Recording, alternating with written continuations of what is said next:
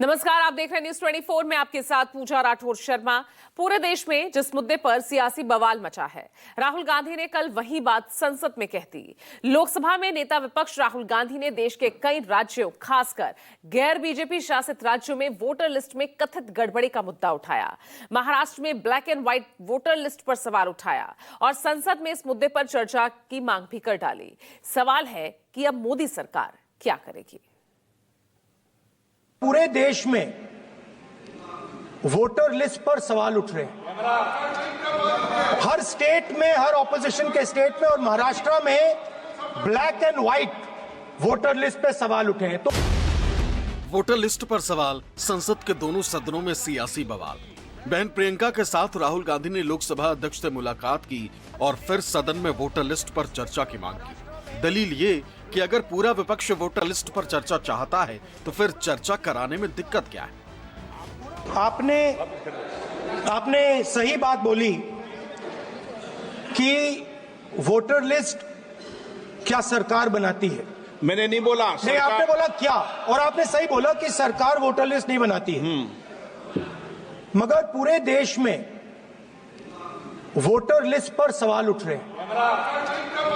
हर state में, हर opposition के state में और महाराष्ट्र में black and white voter list पे सवाल उठे हैं। तो पूरा ऑपोजिशन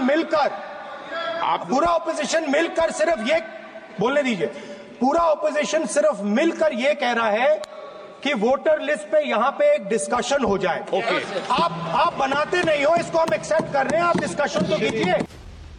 राज्यसभा में नेता विपक्ष मल्लिकार्जुन खड़गे ने सभी कामकाज रोककर वोटर लिस्ट पर चर्चा की मांग की। दावा ये कि पूरा विपक्ष इस मुद्दे पर चर्चा चाहता है। This House do suspend all listed business for the day to discuss the voter ID publication in electoral roll. हालांकि आसन ने खड़गे की मांग खारिज कर दी और विपक्षी सांसद राज्यसभा से वॉकआउट कर गए। खड़गे ने राज्यसभा में रखी गई अपनी मांग के वीडियो को साझा करते हुए एक्स पर लिखा, पूरा विपक्ष मतदाता सूची में विभिन्न विसंगतियों को लेकर उत्पन्न शंकाओं पर विस्तृत चर्चा चाहता है। संसद को लोकतंत्र और भारत के संविधान में लोगों की आस्था की रक्षा करनी चाहिए। भारत के चुनाव आयोग ने 2 मार्च 2025 के अपनी प्रेस विज्ञप्ति के अनुसार देश के चुनावी रिकॉर्ड में विसंगतियों के बारे में खुद स्वीकार किया। सभी राज्यों में मतदाता फोटो पहचान पत्र EPIC का बड़े पैमाने पर दोहराव हो रहा है। ये मतदाता की ईमानदारी और हमारी चुनावी प्रक्रिया को गंभीर रूप से कमजोर करता है। हमारे देश में स्वतंत्र और निष्पक्ष चुनावों के संचालन के लिए इन बड़े पैमाने पर अनियमितताओं के कारण उत्पन्न गंभीर खतरे को देखते हुए मोदी सरकार के लिए यह आवश्यक है कि वो संसद में इस मामले पर व्यापक चर्चा की अनुमति दे। कांग्रेस समेत दूसरे विपक्षी दलों के नेताओं ने भी वोटर लिस्ट में गड़बड़ी के मुद्दे को महत्वपूर्ण बताया। चुनाव आयोग की जवाबदेही पर भी सवाल उठाया। ममता बनर्जी की पार्टी TMC के सांसदों का एक प्रतिनिधिमंडल चुनाव आयोग की चौखट पर भी पहुंचा।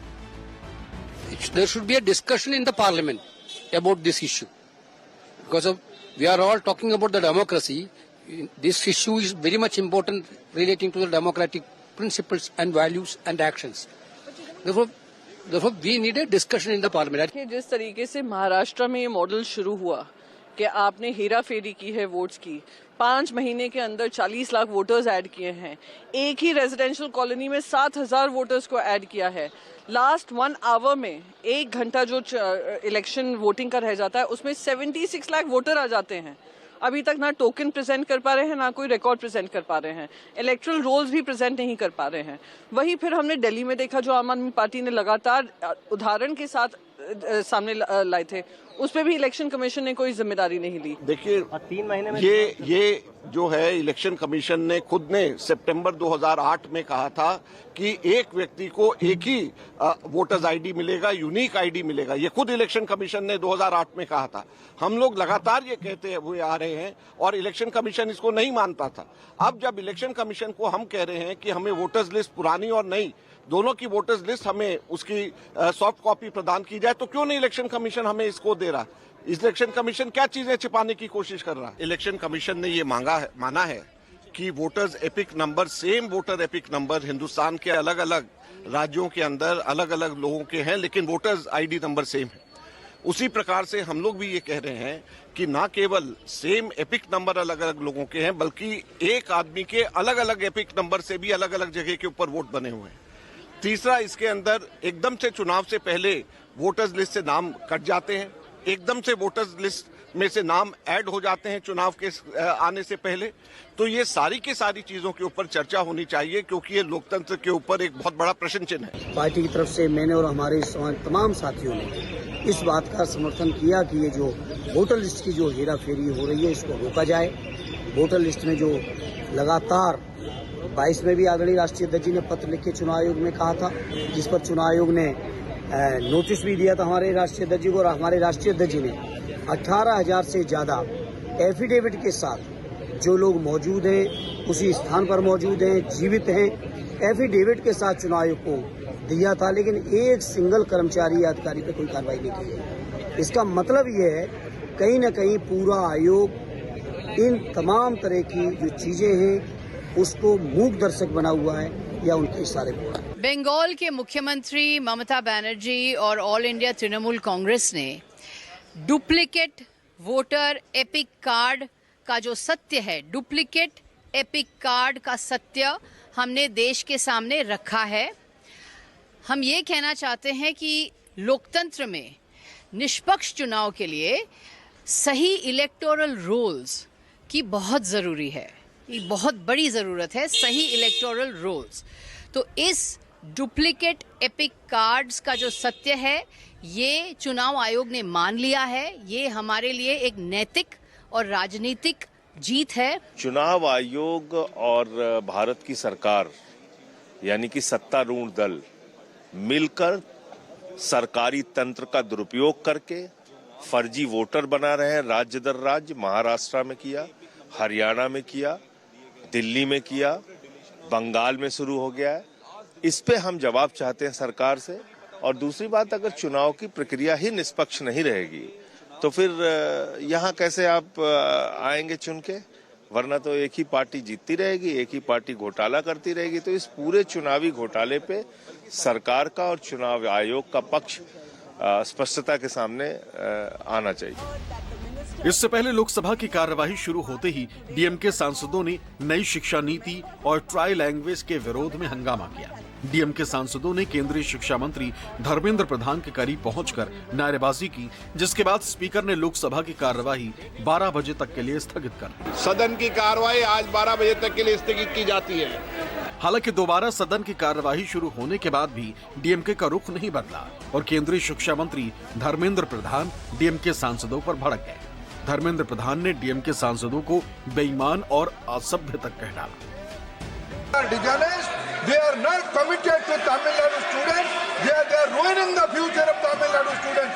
Their only job is to raise language passion. They are doing politics.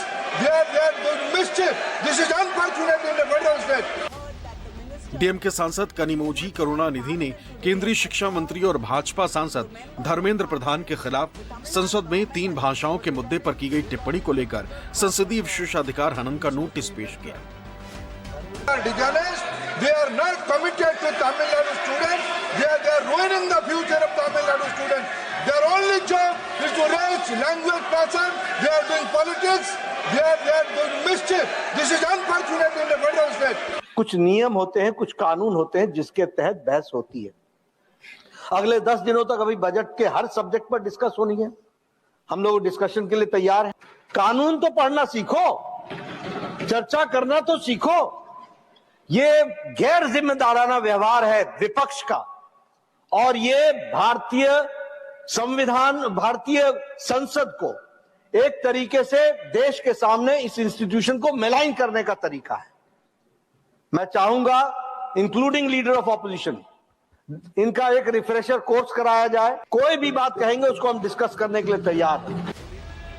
संसद के सत्र में विपक्ष अमेरिकी टैरिफ, बिहार मणिपुर के हालात और मतदाता सूची में हेरफेर समेत कई बड़े मुद्दे उठाने की तैयारी में है। सत्र के पहले दिन ही भाषा विवाद और वोटर लिस्ट के मामले से सदन में माहौल गर्म हो गया। डीएमके सांसद कनिमोझी की तरफ से शिक्षा मंत्री धर्मेंद्र प्रधान के खिलाफ विशेषाधिकार हनन के नोटिस से सत्ता पक्ष और विपक्ष के बीच की तनातनी और बढ़ गई। कुमार गौरव, दिल्ली, न्यूज 24।